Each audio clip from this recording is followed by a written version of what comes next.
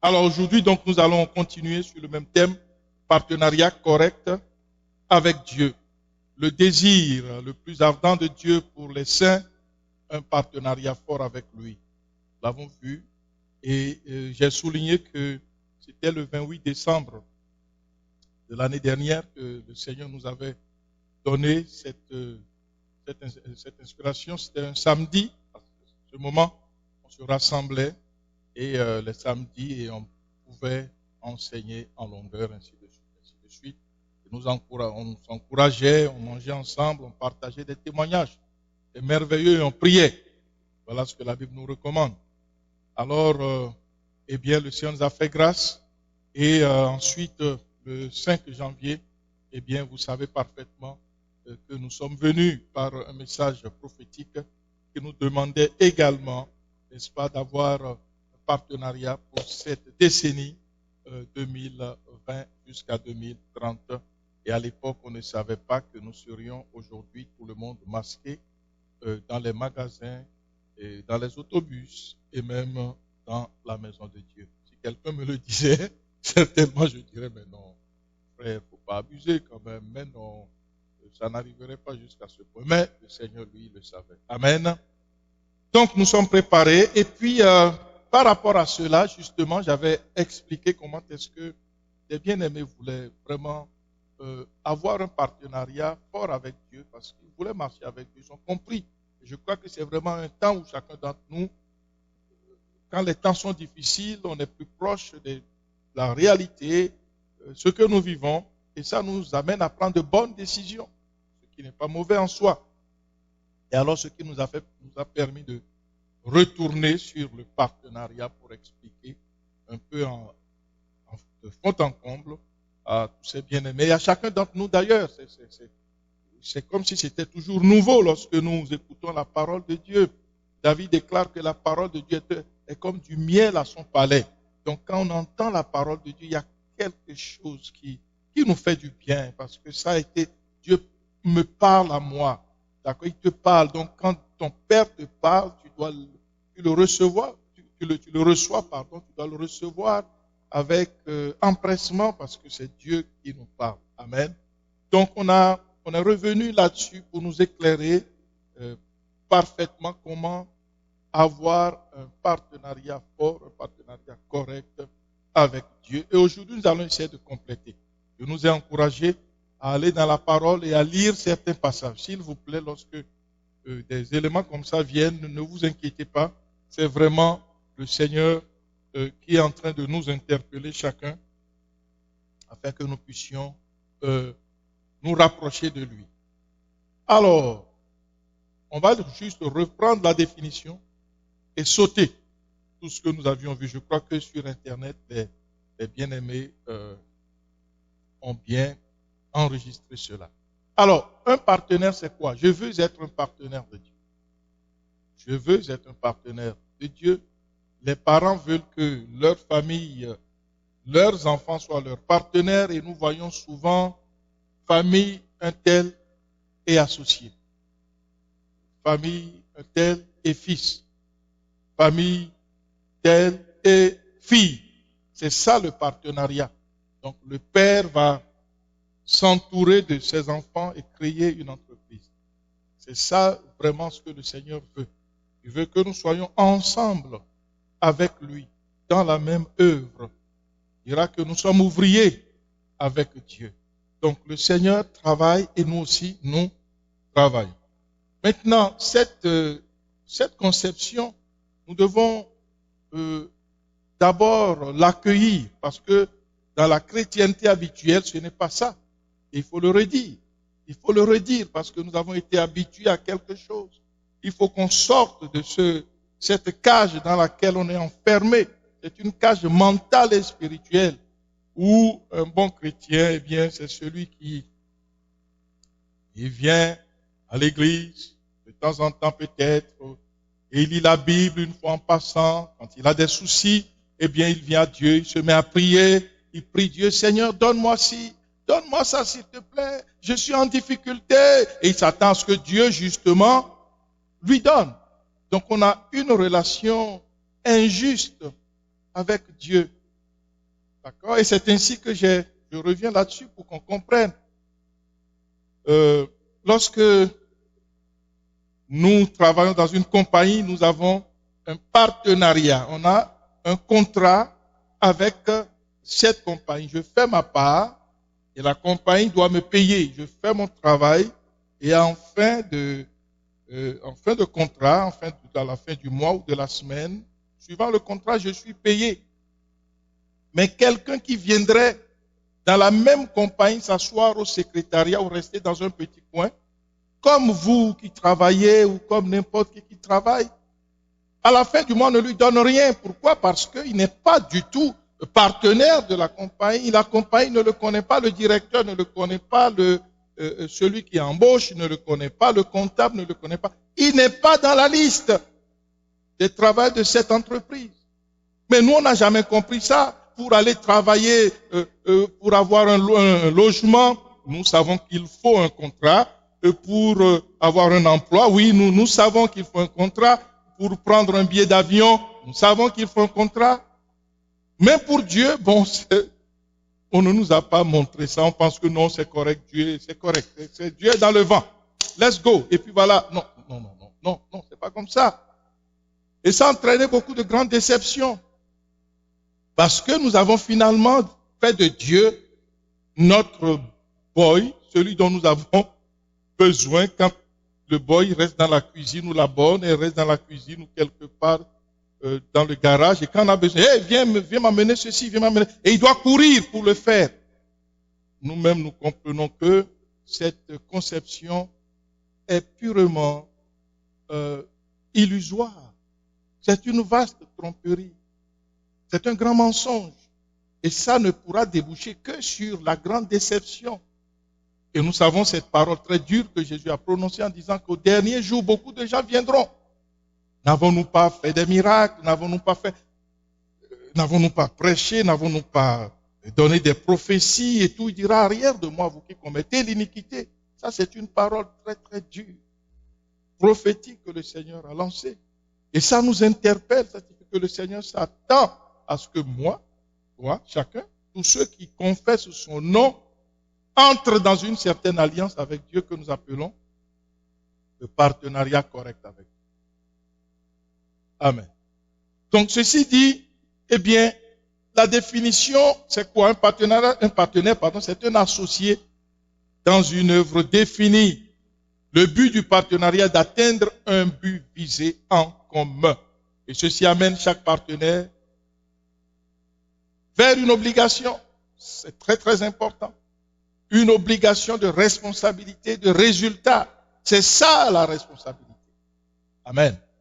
C'est important pour nous de changer notre fonctionnement, notre conception même de cette relation très lointaine que nous avons longtemps vécu avec le Seigneur.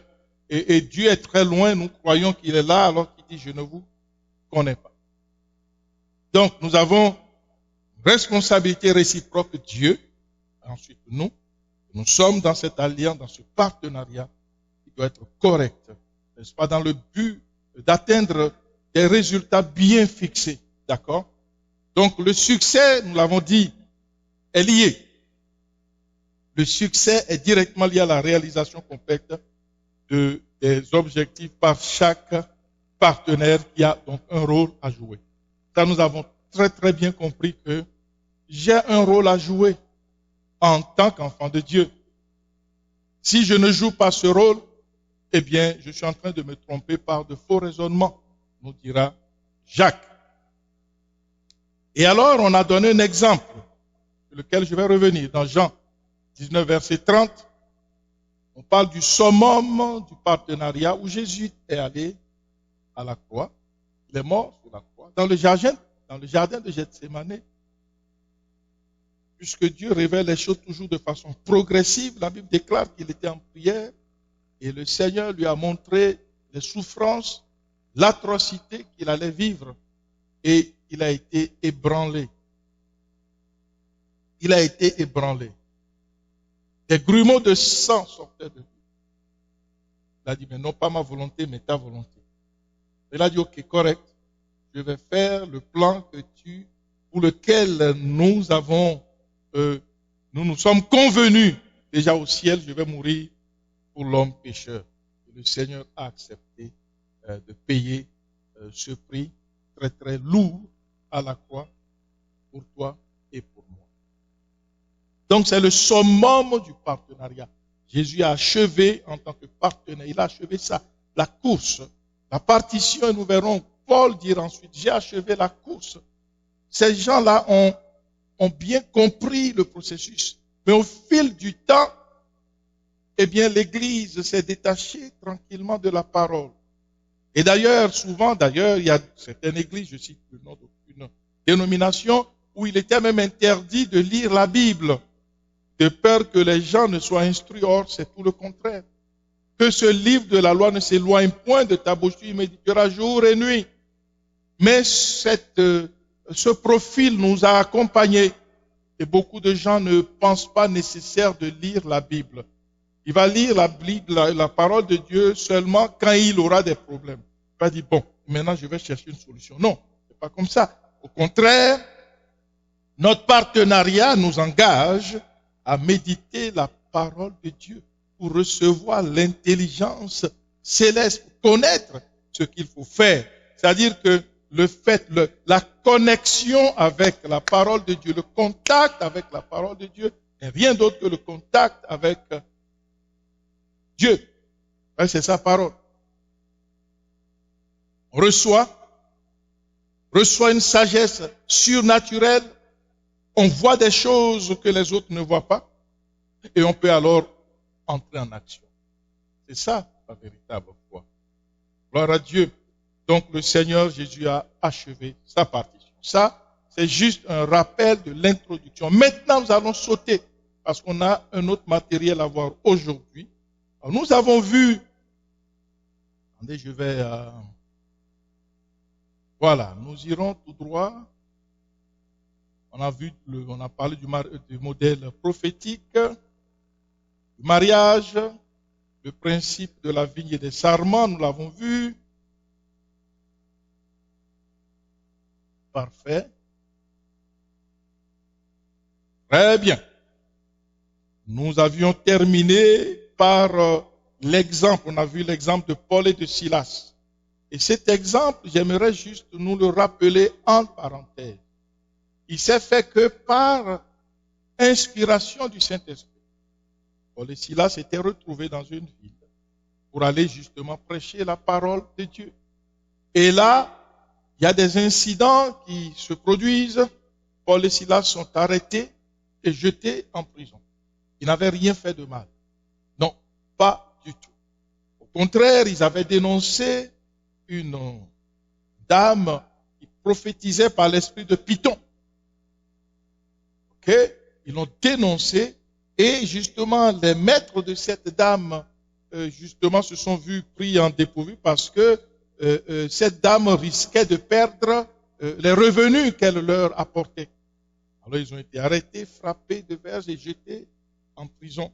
Ils n'avaient rien fait de mal, nous l'avons vu parfaitement bien. Mais nous comprenons que nous sommes en train de parler de partenariat correct avec Dieu.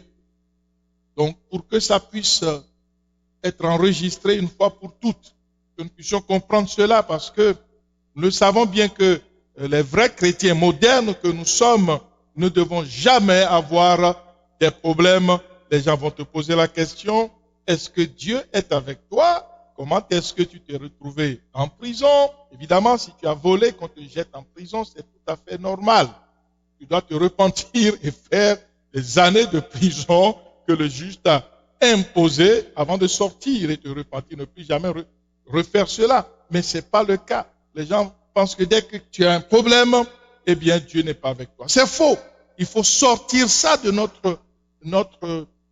ça c'est l'imaginaire collectif. Je ne sais même pas d'où est-ce que cela vient. Je ne comprends pas parce que quand on lit la parole de Dieu, on comprend les choses autrement. Vous voyez? Donc, évidemment, vous allez voir que, il y a une sœur qui disait ça pendant que nous étions en train de prier, que lorsque nous sommes devant notre télé, vous pouvez faire 3 heures devant la télé, les yeux sont brillants, comme un soleil. et on regarde les émissions. Et on est tellement heureux de regarder. Mais dès qu'on prend la parole de Dieu pour lire, un sommeil vient nous attaquer. On commence à dormir. Il y a quelque chose qui ne va pas. Dès qu'on commence à prier, 5 minutes après le sommeil, et puis tu commences à dormir. Non, il y a quelque chose qui ne fonctionne pas. Comment est-ce que quand tu es devant les écrans, les yeux brillent plus fort que le soleil, et lorsque je dois méditer la parole de Dieu, les choses changent. Il y a un problème là. D'accord? Donc, réveillons-nous, peuple de Dieu, et comprenons ce qui se passe réellement pour quelqu'un qui se dit engagé avec Dieu, quelqu'un qui se dit chrétien, disciple du Seigneur. Alors, Paul et Silas vont nous donner un exemple merveilleusement magnifique. Donc, ils sont chargés de coups à partir du verset 23. La Bible déclare, après qu'on les eut chargés de coups, ils les jetèrent en prison en recommandant au geôlier de les garder sûrement. Le geôlier, le verset 24 dit que ceci, ayant reçu cet ordre, les jeta dans la prison intérieure et leur mit les ceps aux pieds. Et le verset 25, attention, vers le milieu de la nuit, Paul et Silas priaient et chantaient les louanges de Dieu et tous les prisonniers les entendaient. Amen. Donc nous voyons ici un fait vraiment étrange. Très, très étrange. Nous voyons des serviteurs de Dieu qui sont emprisonnés. Ils ne murmurent pas. Ils sont frappés de verges sévèrement, enchaînés aux pieds pour n'avoir rien fait de mal.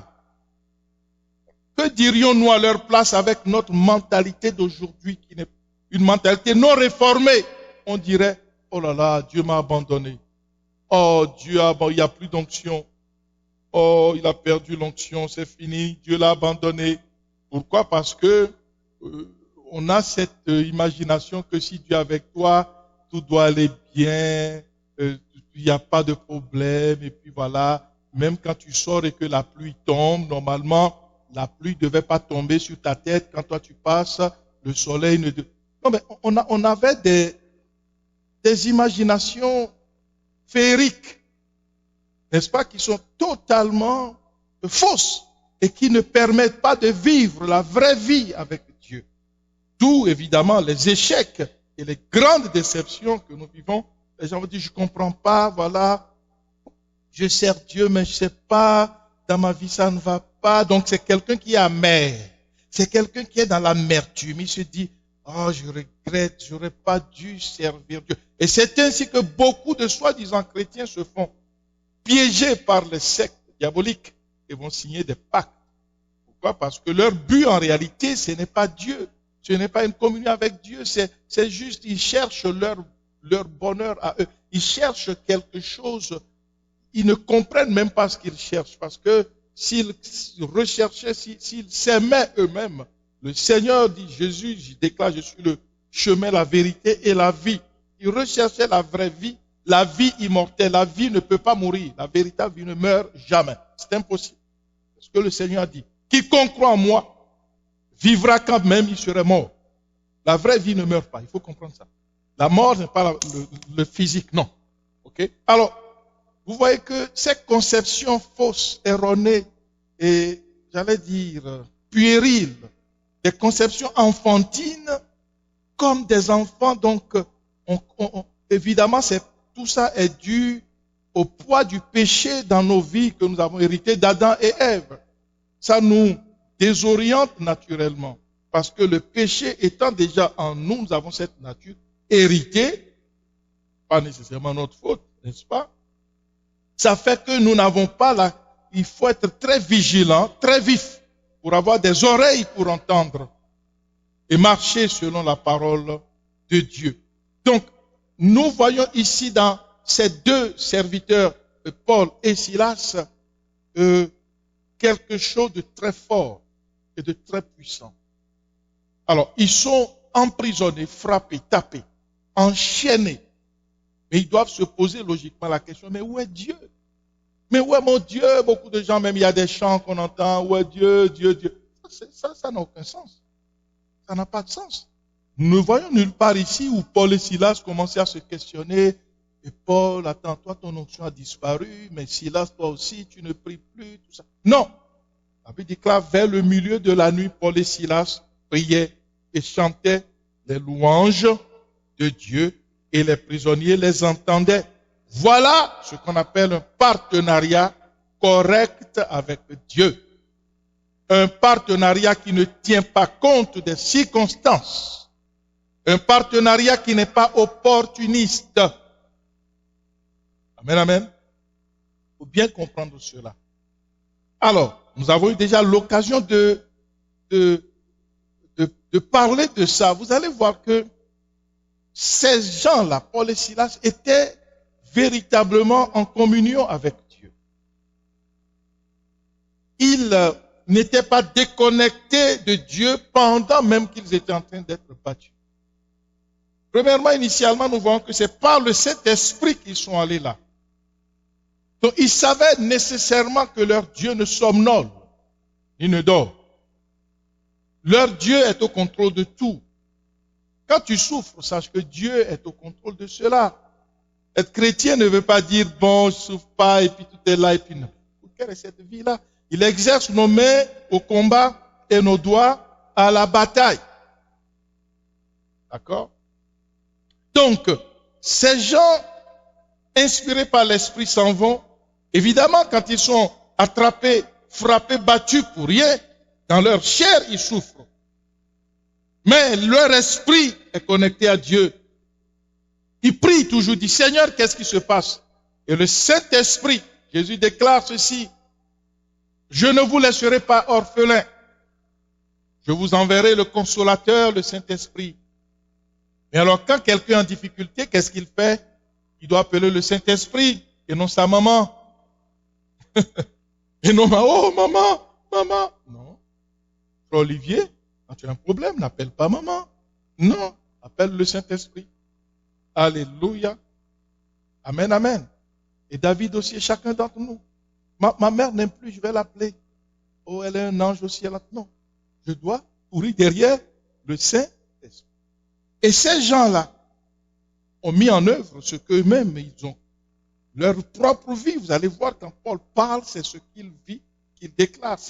C'est du vécu. C'est pas du flafla.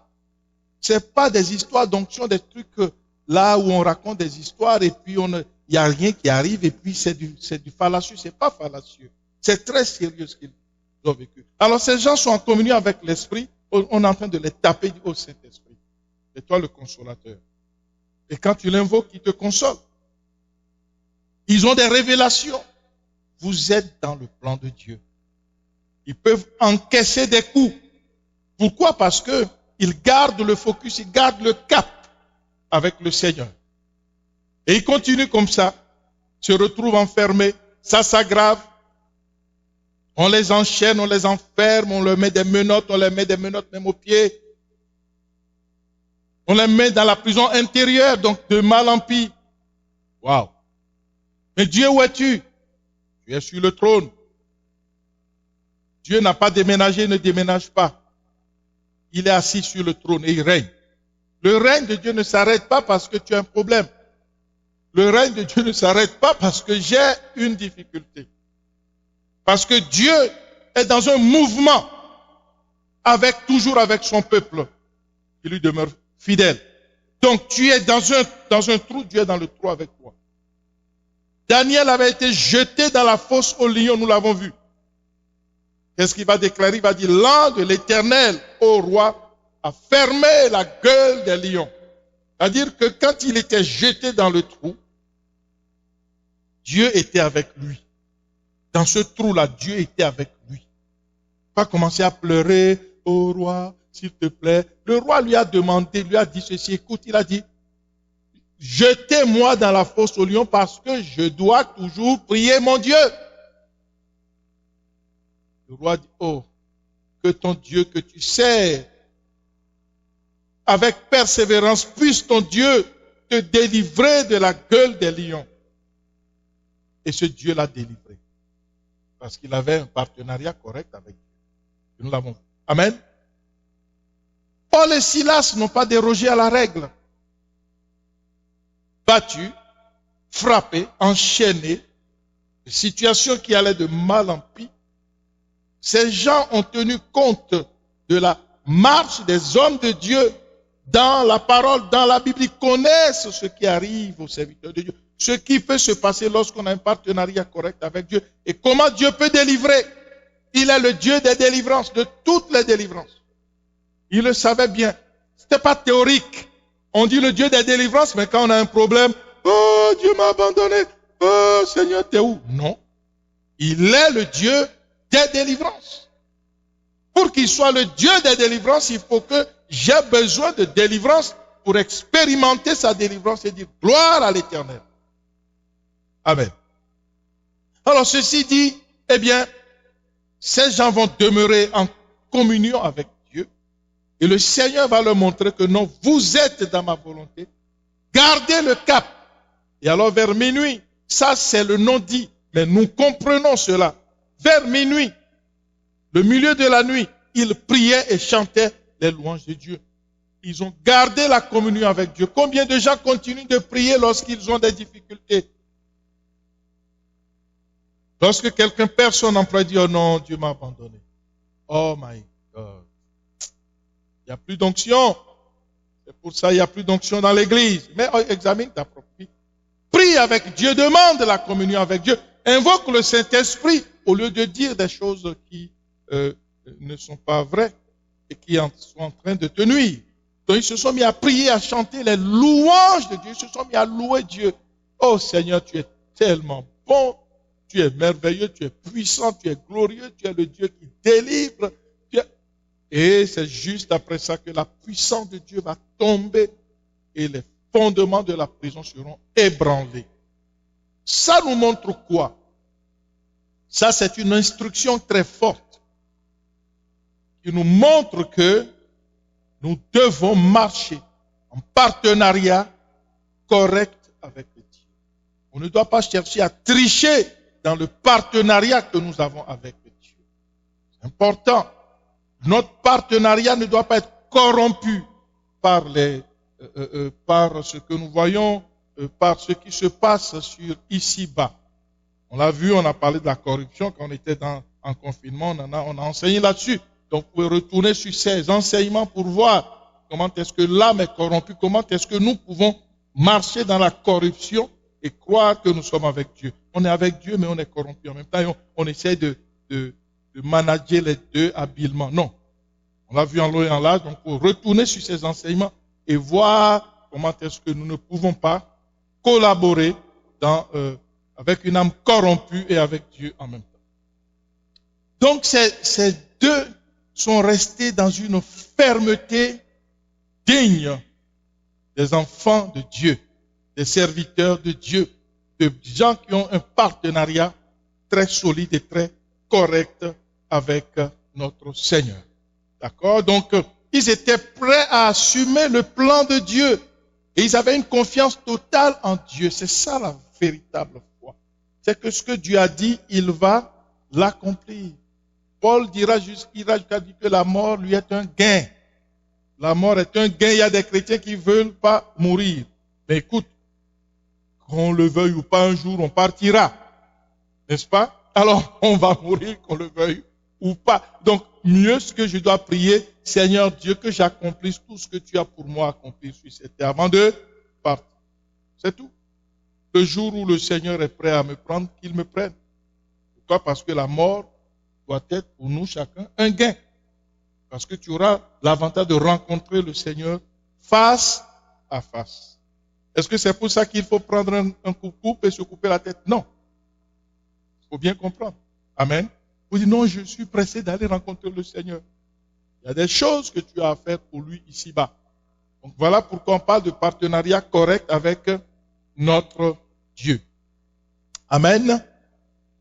Parfait, parfait. Donc nous devons véritablement, avec l'esprit de la réforme, de la changement des mentalités, de la réforme. Nous avons vu que pour cette décennie, nous devons, c'est vraiment cette année 2020, où nous devons nous charger des nouvelles mentalités pour affronter la décennie, qui s'annonce d'ailleurs assez rude avec tout ce que nous sommes assez en train de voir. Mais pour les enfants de Dieu, tout passe comme si de rien n'était parce que le Seigneur est avec nous. Amen. Gloire soit rendue à Dieu. Alors, nous avons compris, voilà, attendez, j'irai...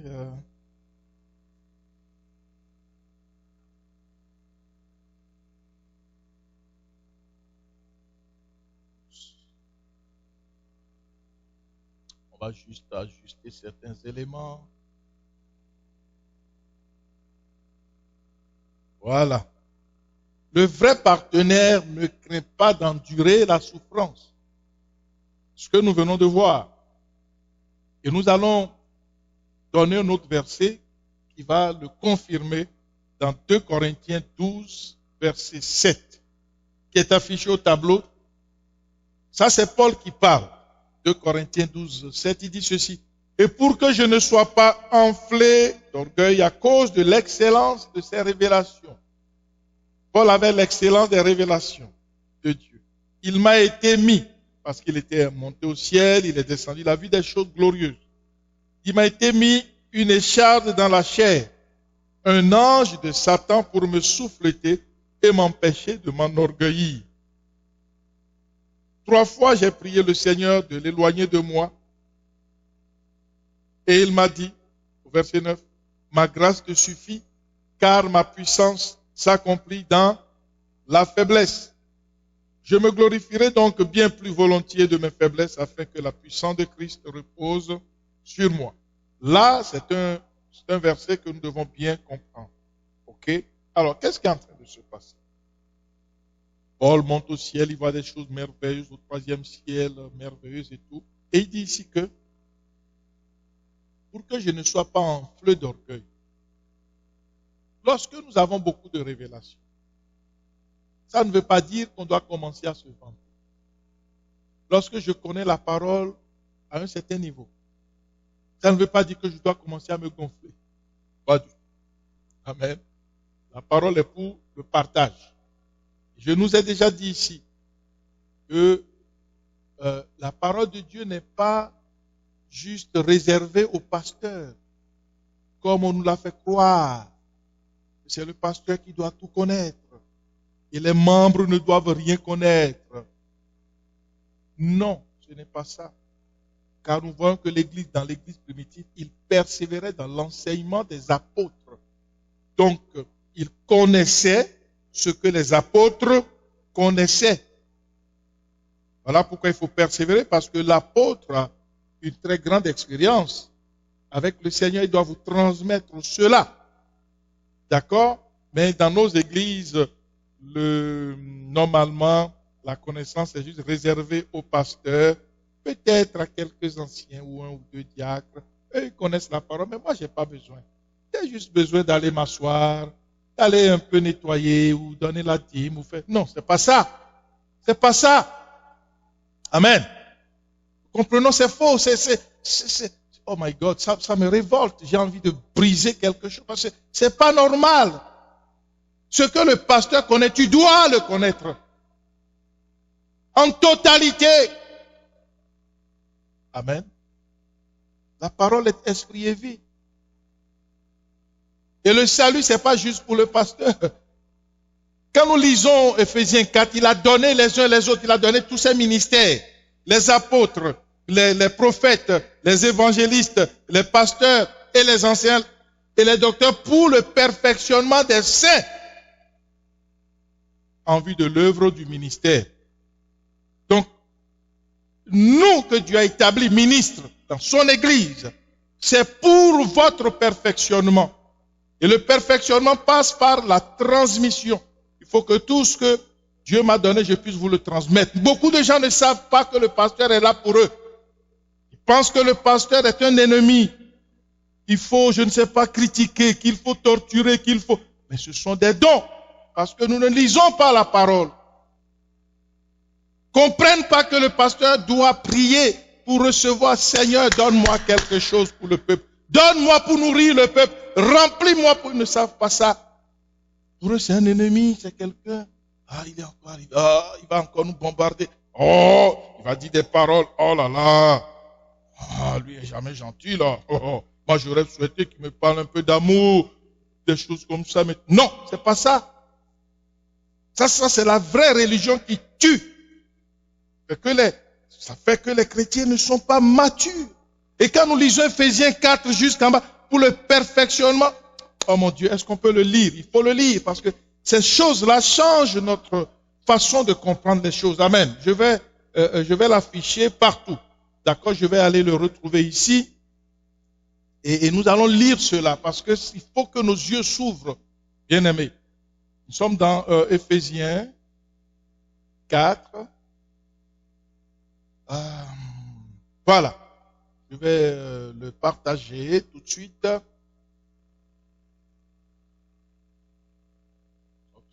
Hey. Je partage.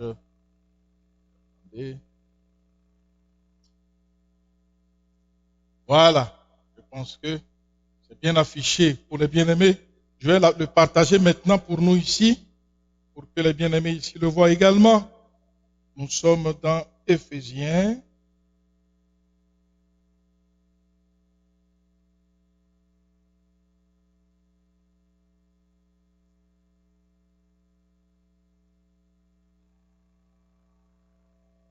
Voilà. Je vais l'avancer. Verset 11. Nous voyons, ou dans vos Bibles, vous pouvez le lire, il a donné les uns comme apôtres, les autres comme prophètes, les autres comme évangélistes, les autres comme pasteurs et docteurs, c'est-à-dire enseignants, pour le perfectionnement des saints en vue de l'œuvre du ministère et de l'édification du corps de Christ. Quand on parle de perfectionnement, c'est quoi? C'est à peu près, on veut perfectionner un docteur, un chirurgien, et on ne va pas lui montrer les détails, comment faire les trucs avec précision. Mais il va vous opérer, il va vous tuer. Quand on parle de perfectionnement, c'est un niveau élevé de compétence au niveau spirituel, d'accord? C'est ça qu'on est en train de parler ici. C'est écrit noir sur blanc. Verset 13. Jusqu'à ce que nous soyons tous par... Est-ce que jusqu'à ce que le pasteur et les apôtres, les bishops, les cardinaux, les papes, nous soyons tous, ok, tous, il n'a pas dit jusqu'à ce que les pasteurs, les évangélistes, les docteurs, tous ces gens-là, ils parviennent, et le peuple. Et le peuple, c'est pour qui finalement? Et il y a un problème. Alors, jusqu'à ce que nous soyons tous parvenus à l'unité de la foi et de la connaissance du Fils de Dieu à l'état d'homme fait, à la mesure de la stature parfaite de Christ. Parfaite de Christ. Merveilleux. Afin que nous ne soyons plus des enfants flottants et emportés à tout vent de doctrine par la tromperie des hommes, par leur ruse dans les moyens de séduction. N'est-ce pas? Mais professant la vérité dans la charité, nous croissions à tous égards en celui qui est le chef Christ. Voilà ce que dit la Bible. N'est-ce pas? Tous. Perfectionnement des saints. Les saints, ce sont les enfants de Dieu. Pour le perfectionnement des saints. Les saints, ce ne sont pas juste les apôtres, les évangélistes, les prophètes. C'est pas ça. Les saints, ceux qui ont reçu le Seigneur. Le perfectionnement des saints. D'accord? Ceci dit, eh bien, c'est clair que nous ne devons pas nous laisser tromper par de faux raisonnements. Donc, je reviens maintenant à ce que nous étions en train de lire. Le vrai partenaire, c'est ça qu'on a dit, ne craint pas d'endurer donc la souffrance. Nous le savons parfaitement bien. Et c'est ça qui a été expérimenté par Paul quand il est monté au ciel revenu, avec toute la connaissance et tout, c'est super, c'est beau. Mais il y avait une écharde, il était malade. Il a dit 3 fois, j'ai prié le Seigneur de loin de moi. Il m'a dit, ma grâce te suffit, car ma puissance s'accomplit dans la faiblesse. Imaginez, nous devons quand même comprendre que Paul était un homme de Dieu spécial. En ce sens que Paul, lorsqu'on entendait qu'il y a un malade, il n'y avait pas besoin qu'il se déplace. Qu'est-ce qu'il faisait? Vous amenez un mouchoir à Paul. Paul n'avait pas besoin de se déplacer. Vous amenez le mouchoir, Paul fait comme ça. Il vous remet le mouchoir. Vous allez toucher les malades et tous les malades étaient guéris de façon instantanée. Vous voyez quelle onction il avait sur lui. Vous voyez quelle grâce il y avait sur cet homme. Mais lui-même, avec une écharde, il a prié Dieu pas une fois, pas 2 fois. Il a prié combien de fois? 3 fois. Et Dieu lui a répondu. Dieu n'a pas dit, bon, je ne te réponds pas. Dieu lui a dit, eh bien, ma grâce te suffit. Car ma puissance s'accomplit dans la faiblesse. Dieu a parlé. Voilà ce qu'on peut qualifier de partenariat correct avec Dieu. Ça n'a rien à voir avec les illusions que nous avons toujours conçues dans la religion qui n'a rien à voir, malheureusement. Ou heureusement avec Christ, parce que c'est pas Christ, ça c'est pas Christ. Voyez? Donc il y a ici une dynamique spéciale qui n'est pas religieuse, mais qui est un partenariat, une connexion avec Dieu. Dieu te connaît, il doit te connaître, parce qu'il y a des gens qui sont dans l'église que Dieu ne connaît pas. Oui, il ne connaît pas. Jésus déclare, les gens diront, je ne vous ai jamais connu. C'est écrit, c'est pas moi qui le dis, là, attention. Pas me prêter des intentions. Jésus lui déclare qu'il y a des gens qui diront, je ne vous ai jamais connu. Il faut qu'on évite cela, nous autres. Amen. Il nous épargne de ça. Alléluia, dit, je te connais, Jésus. Je veux te servir, Jésus. Tu es mon Seigneur et mon Roi. Tu es mort sur la croix pour moi. Au nom de Jésus. Amen. Et c'est ça. C'est ce que nous voyons maintenant. Donc, nous voyons ici quelque chose de spécial. D'accord? La puissance de Dieu s'accomplit dans la faiblesse. Et il dira au verset suivant, c'est pourquoi je me plais dans les faiblesses, dans les outrages, dans les calamités, dans les persécutions, dans les détresses, pour Christ. Car quand je suis faible, c'est alors que je suis fort. Vous voyez le contexte dans lequel Paul déclare cela? Ce n'est pas en faisant le mal. Parce que souvent, des gens vont prendre ce verset et le réciter dans des circonstances où ils sont fautifs, où ils ont semé le désordre, ils ont mal parlé des gens, ils ont semé la confusion, ils sont en défaut par rapport à leur propre vie. Et ils vont dire, quand je suis faible, c'est alors que je suis fort. Quand je suis faible, c'est alors... Non, rien ne se passera. C'est pas des paroles incantatoires, la Bible. D'accord? C'est contextuel. Paul le déclare dans un contexte bien précis. Il dit, je me plais dans les faiblesses, dans les outrages, dans les calamités, dans les persécutions, dans les détresses pour Christ. Ça, c'est quand même fort. Je me plais dans les calamités, dans les persécutions. Qui se plaît dans les persécutions? Est-ce que nous avons déjà eu cette force? Amen. Est-ce que nous entendons bien? Attends, je vais essayer de arrêter ce partage, regarder un peu les gens qui sont sur le... Hey, est-ce que vous me suivez en ligne là-bas? Faites comme ça. Est-ce que vous m'entendez bien? J'aimerais voir une main levée qui se plaise dans les persécutions. C'est pas évident, mais nous travaillons à cela. Amen, amen. C'est ça la véritable foi, bien-aimée. Il dit ici, lisons bien, je me plais dans les faiblesses, dans les outrages, dans les calamités, dans les persécutions, dans les détresses, pour Christ. D'accord? On ne le persécute pas parce qu'il a volé, parce qu'il n'a pas respecté un contrat. Non.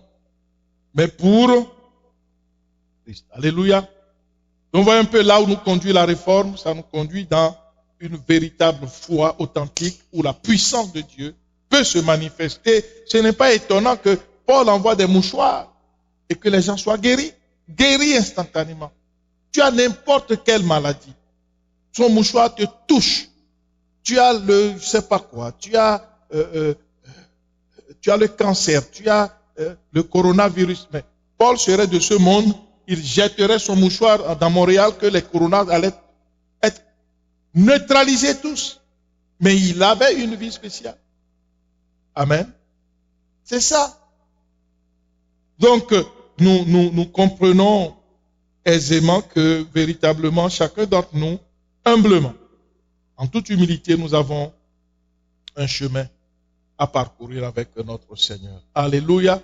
Alors nous allons avancer parce que le temps est quand même très précieux pour nous. Ne vous y trompez pas. On ne se moque pas de Dieu. Ce qu'un homme aura semé, il le moissonnera aussi. Amen. Ça, on l'a déjà vu. Je vais sauter ce passage.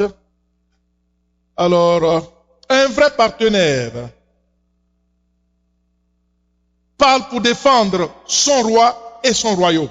Et c'est ça que nous voyons dans l'approche de Paul et du Seigneur, de tous les serviteurs de Dieu, tous les apôtres du Seigneur. C'est ça que nous voyons dans l'église primitive. Tous les chrétiens de l'église primitive, c'était comme ça. C'était comme ça. Alors, le disciple marche dans le même sens que le roi, son maître. Sa marche est conforme aux principes de son royaume. Chaque citoyen se conforme aux lois de son pays. Les Anglais, les Allemands, les Français, les Hollandais, les Russes, les Canadiens, tout un chacun, les Américains, les Congolais, les Béninois, les Haïtiens, et toutes les nations de la terre, les Australiens, je ne sais pas quoi, toutes les nations.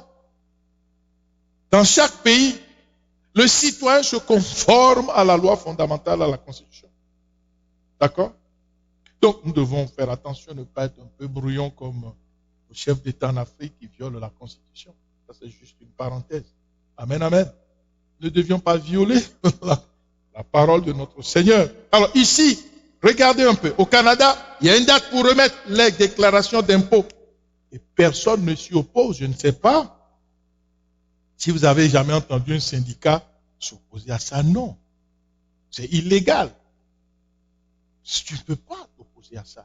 Donc, il y a une loi, il y a la constitution du pays, il y a des choses auquel tout le monde adhère. On adhère naturellement et honnêtement, avec cœur. Voyez, tous les Canadiens, vous allez voir, nous donnons nos déclarations d'impôts à telle date, le 31, je ne sais pas si c'est pas quelle date là, la 1er avril, quelque chose comme ça. Tout le monde le fait et souvent on le fait bien à l'avance. Pourquoi? Parce qu'on ne veut pas avoir de problème avec notre Seigneur. D'accord? Nous voyons que tout le monde, avec la loi du pays, alors tout le monde coopère pour remettre cette déclaration avant cette date. Pourquoi? Parce que tous doivent se soumettre à la loi du pays. C'est ça le vrai partenariat. Sans le savoir, nous sommes soumis.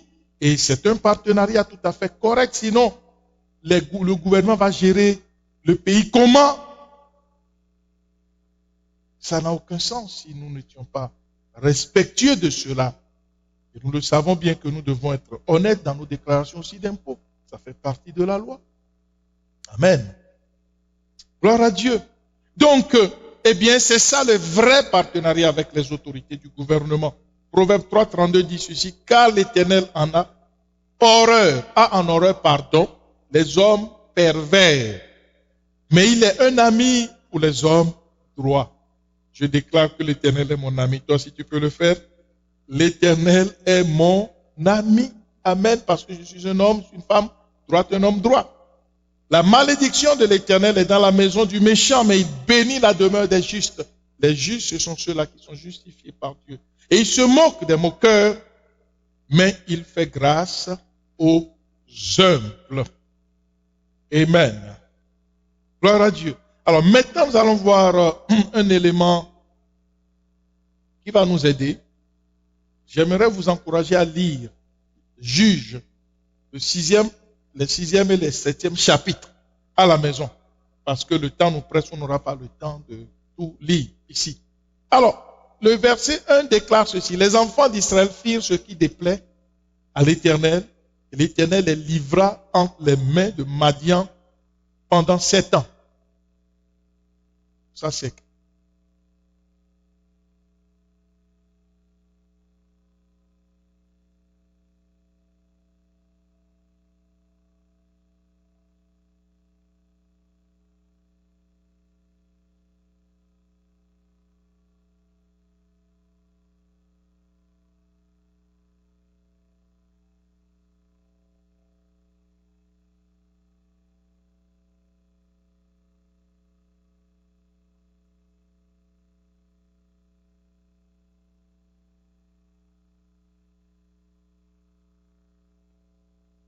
Un, deux, voilà. Donc, les enfants d'Israël firent ce qui déplaît à l'Éternel, et l'Éternel les livra entre les mains de Madian pendant 7 ans. C'est dur. Mais nous voyons que cette souffrance qu'ils vont endurer pendant 7 ans est due à une infidélité de leur part, parce qu'ils ont fait ce qui déplaisait à Dieu. Ils n'ont pas été fidèles à Dieu, n'ont pas été corrects. Ils ont failli à leur partenariat, n'ont pas fait ce qu'il fallait faire. Alors, dans Juge 6, verset 12, je vous ai recommandé de lire le passage à la maison. L'ange de l'Éternel lui apparut et lui dit, l'Éternel est avec toi. Quand ils se sont repentis, Dieu aussi s'est repenti. D'accord? Et Dieu va se précipiter pour les délivrer. Vous voyez comment Dieu est tellement fidèle et apte à faire sa part, sa partition. Nous devons regarder cet aspect des choses. Comment est-ce que Dieu, lui, il est tellement fidèle et qu'il est apte. Merci beaucoup. Il est apte. 1, 2, 3. À faire sa partition à lui. Amen. C'est bon ça? Pour celui-ci, 1, 2. Celui-ci, parfait, merci.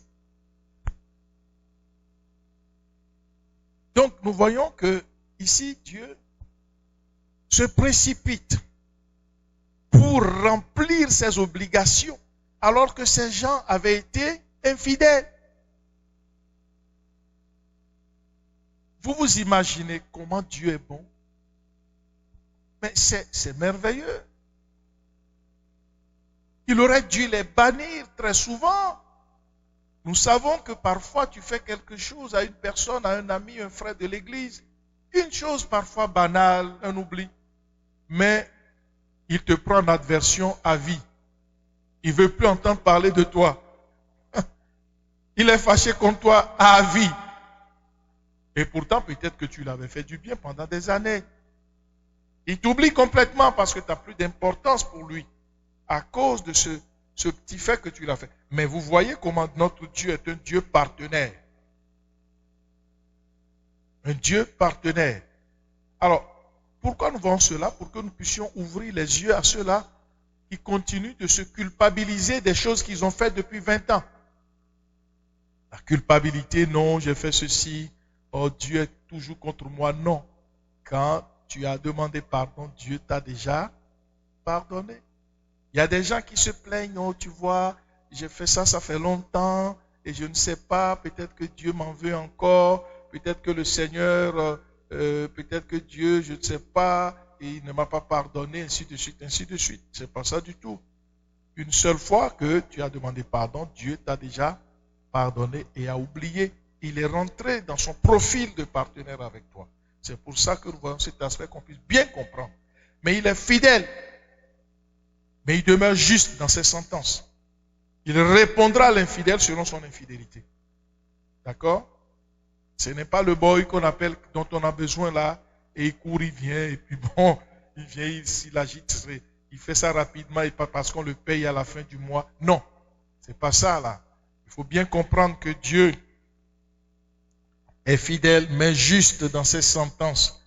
Il va répondre à l'infidèle selon son infidélité. C'est là on a vu le premier verset. Les enfants d'Israël firent ce qui déplaît l'Éternel, et l'Éternel les livrant entre les mains des Madianites. Pendant 7 ans, ils ont été tués, ils ont été massacrés. Si vous lisez la Bible, vous allez voir, ils venaient ramasser leurs récoltes, ils venaient les dépouiller. Ils ont vécu quelque chose de terrible. Quand on met la balance entre ce qu'ils ont vécu et ce qu'ils ont fait, ils se disent non, on aurait mieux fait d'être fidèles à notre Dieu. D'accord? Alors, nous allons comprendre que souvent les gens deviennent infidèles quand ils sont confortables. Quand tout va bien dans la vie de quelqu'un, il oublie Dieu. Mais Dieu dit, faites attention. Hein? Quand vous serez riche, quand vous serez prospère, quand vous serez en santé, dans Deutéronome, il dit, gardez-vous d'oublier l'Éternel. Et souvenez-vous que c'est lui qui vous donne la force, qui vous donnera la force d'acquérir tout ce que vous avez. Amen. Ça, c'est important. Alors, verset 12. On va au verset 12. Lisez tout le passage dans vos maisons. Mais ici, on court vite, on va au verset 12. La Bible déclare ceci. L'ange de l'Éternel lui apparut et lui dit, il parle de Gédéon. L'Éternel est avec toi, vaillant héros. Gédéon lui dit, ah, mon Seigneur, si l'Éternel est avec nous, pourquoi toutes ces choses nous sont arrivées? Et où sont tous ces prodiges que nos pères nous racontent quand ils nous disent, l'Éternel ne nous a-t-il pas fait monter hors d'Égypte? Maintenant l'Éternel nous abandonne et nous livre entre les mains de Madian. L'Éternel se tourna vers lui et dit, va avec cette force que tu as et délivre Israël de la main de Madian. N'est-ce pas moi qui t'envoie? Nous voyons donc que ici, le Seigneur déclare. Il va voir Gédéon et dit, écoute, je suis avec toi. Maintenant, toi, ce jeune homme-là, qui est d'ailleurs de la famille la plus pauvre et tout, la plus faible, eh bien, tu vas délivrer Israël. Vous voyez comment Dieu choisit les gens. Dieu ne se fie pas à l'apparence. N'est-ce pas? Mais il regarde toujours au cœur. Vous allez lire que la famille de cet homme-là, de Gédéon, était la plus faible, la plus pauvre. Mais nous, quand on veut choisir quelqu'un, il faut choisir le plus riche. On veut être ami du plus riche. Oh, quelle est la plus riche? Quel est le plus riche? J'aimerais bien être avec lui, qui est le général des forces armées, qui est telle personne. Dieu ne fonctionne pas comme ça.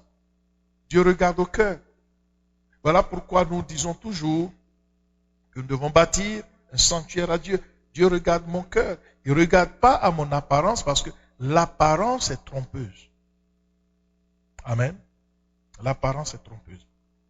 Voilà. Alors, nous allons au verset 12. Ok? La Bible dit ceci. L'ange de l'Éternel lui apparut et lui dit, l'Éternel est avec toi, vaillant héros. L'Éternel se tourna vers lui et dit, va avec cette force que tu as et délivre Israël de la main de Madian. N'est-ce pas moi qui t'envoie? Alors, l'Éternel se manifeste toujours fidèlement envers son peuple. Chaque fois que le peuple devient infidèle, il subira les attaques de ses ennemis par sa propre faute. Mais lorsqu'il se répand, Dieu se précipite pour le défendre et lui redonner sa confiance. Ça, Dieu est glorieux. Alléluia, quel Dieu merveilleux nous servons, que son nom soit béni. Alors, verset 15, Gédéon lui dira, ah mon Seigneur, avec quoi délivrerai-je Israël? Voici ma famille est la plus pauvre en Manassé, je suis le plus petit de la maison de mon père, vous voyez? Le tout petit. Et c'est lui que Dieu choisit. L'Éternel lui dit, mais je serai avec toi et tu battras Madian comme un seul homme. Amen. Je serai avec toi. Ça, c'est le Dieu fidèle. C'est le Dieu partenaire.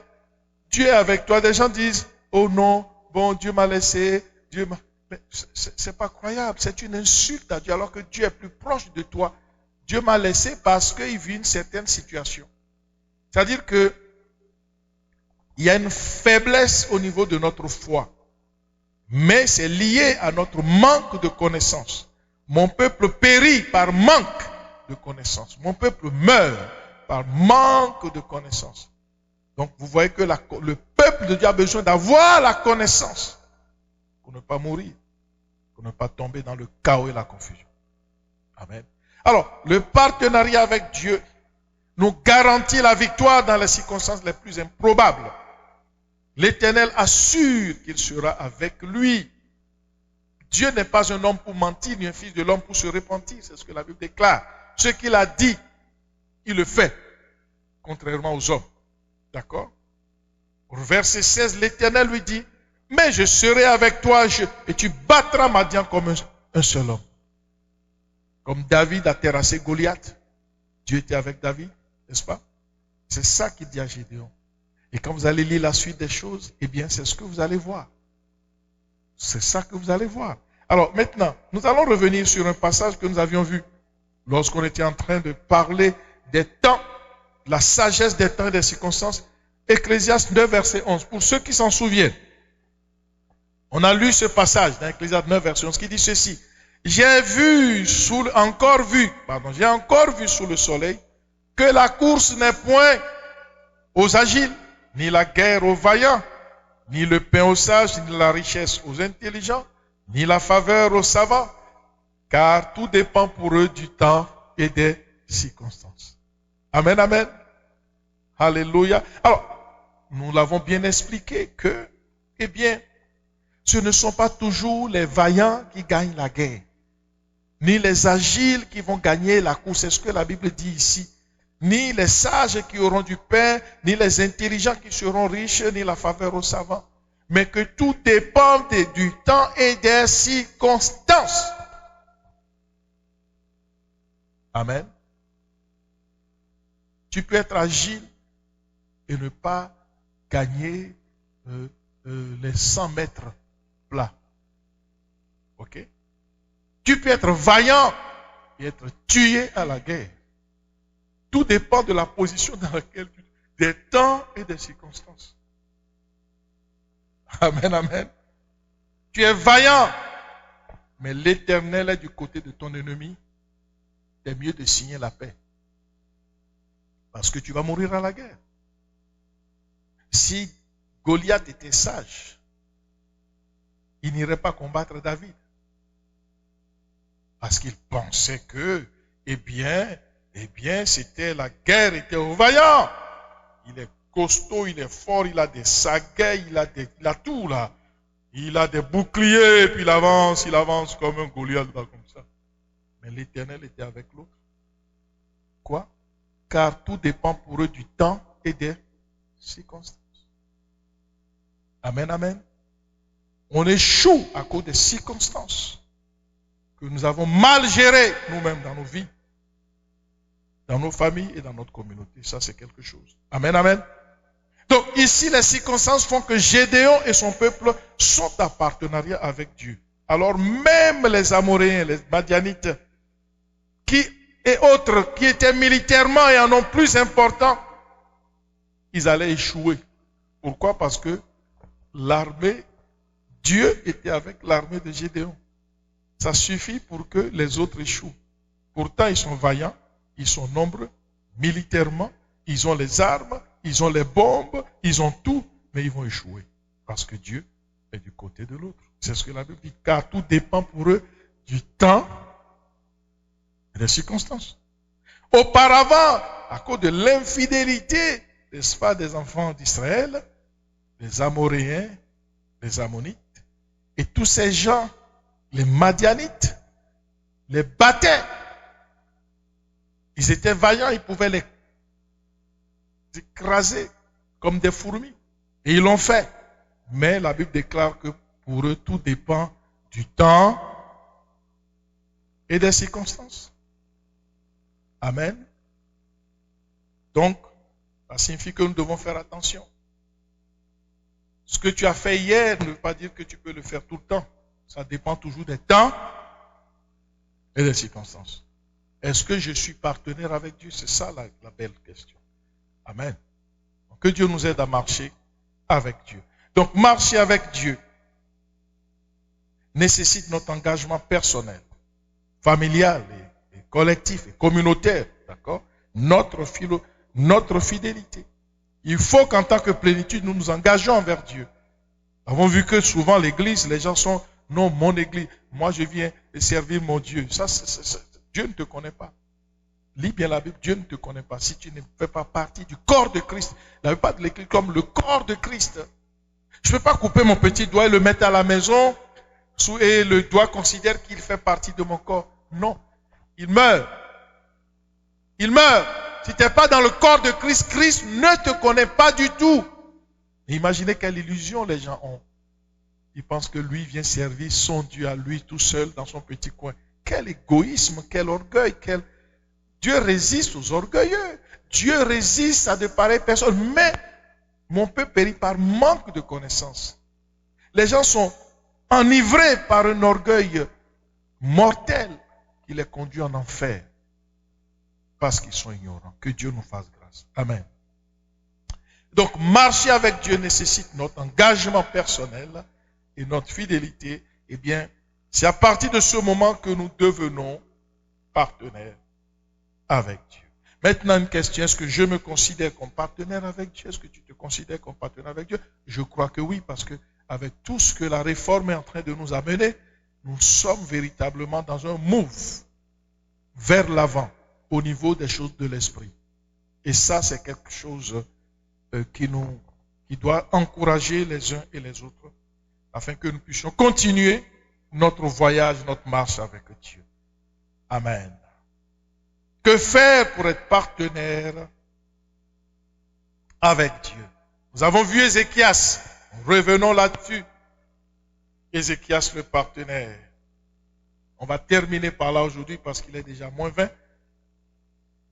Alors, nous savons parfaitement, Ézéchias devint roi. À l'âge de 25 ans, il régna 29 ans à Jérusalem. Sa mère s'appelait Abijah, fille de Zacharie. Verset 2, c'est ça qui nous intéresse. Il fit ce qui est droit aux yeux de l'Éternel, entièrement comme avait fait David, son père. D'accord? La première année de son règne, le premier mois, il ouvrit les portes de la maison de l'Éternel, il les répara. Vous voyez? Nous avons bien conçu que le père d'Ézéchias, qui était le roi Akab, un roi infidèle à Dieu, qui a fermé le temple, qui a pratiquement un véritable apostat, qui a réduit les serviteurs, qui les a chassés du temple. Il a fait n'importe quoi. Mais son fils Ézéchias a voulu marcher dans le partenariat avec Dieu. Il a dit, je ne ferai pas comme mon père. Je ne marcherai pas comme ce roi apostat. Parce que moi, je sais que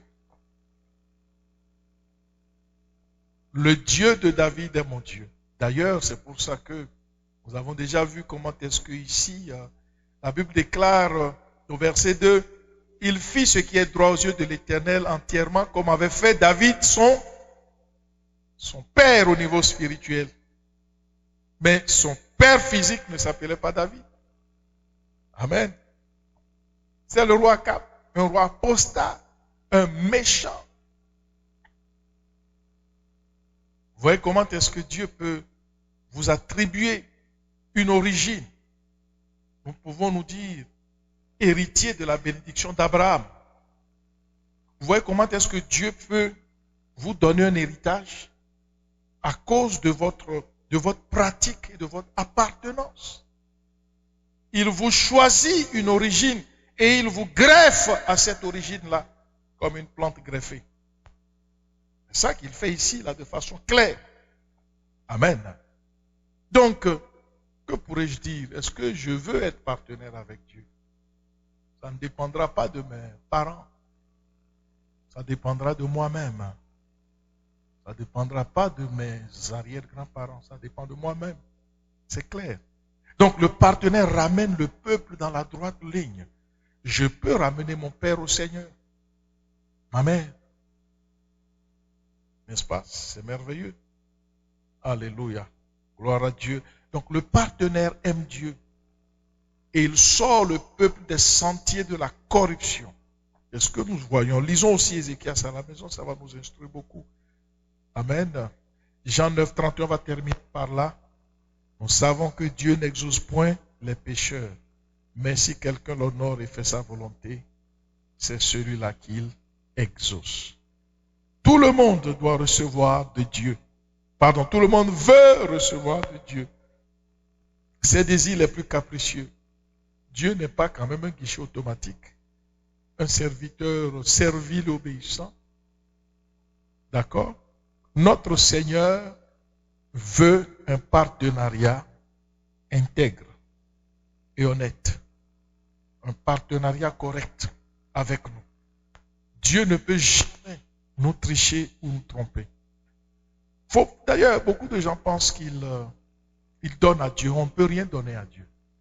Dieu, trompons-nous. Amen, amen. Parce que je me pose la question, attends. Ce que j'ai entre les mains, c'est Dieu qui m'a déjà. Amen. Quelle merveille. Donc Dieu, c'est pour ça que David, lisons David. Il dit, Seigneur, quand je viens te donner, c'est un privilège pour moi. Parce que c'est toi qui m'as donné la force de gagner tout ce que j'ai gagné. Donc en réalité, ce que j'ai appartient à l'Éternel. D'ailleurs, la terre et tout ce qu'elle renferme appartiennent à qui? À l'Éternel. Donc ce que j'ai, si j'ai même 20 milliards de dollars, ou d'euros, ou je ne sais pas quoi, de tonnes d'or, de lingots, tout ça, si Dieu me rappelle aujourd'hui, est-ce que je vais le mettre, on va le mettre dans mon cercueil? Je vais le mettre sur mon dos pour partir au ciel. Je vais embarquer tout mon dos, aller pion comme une navette spatiale. Non. Tout appartient toujours à Dieu. Amen. Donc, je crois que tout cela doit nous faire créer un partenariat très correct avec Dieu. Donc, ce que je fais, je le fais à mon âme et conscience. C'est entre Dieu et moi. Amen. Je le fais parce que le jour où l'ennemi viendra contre moi comme un fleuve, l'Esprit de l'Éternel le mettra en fuite. Amen. Parce que Dieu sera avec toi pour combattre avec toi. Voilà pourquoi nous ne devons pas regarder au mauvais exemple. Au contraire, c'est à nous de ramener ceux qui ont perdu la foi au Seigneur. C'est ça le ministère que Dieu nous a donné, le ministère de la réconciliation. Donc j'ai un ministère de gagner les gens qui, par toutes sortes de circonstances, ont été ébranlés, n'est-ce pas, et ont perdu la foi. Amen. Prions le Seigneur que Dieu nous fasse grâce ce soir. Ce matin plutôt. Et même pas encore midi. Top en arrière, vous pouvez arrêter votre enregistrement. Alléluia. Nous allons nous mettre debout et prier. Merci Seigneur Jésus.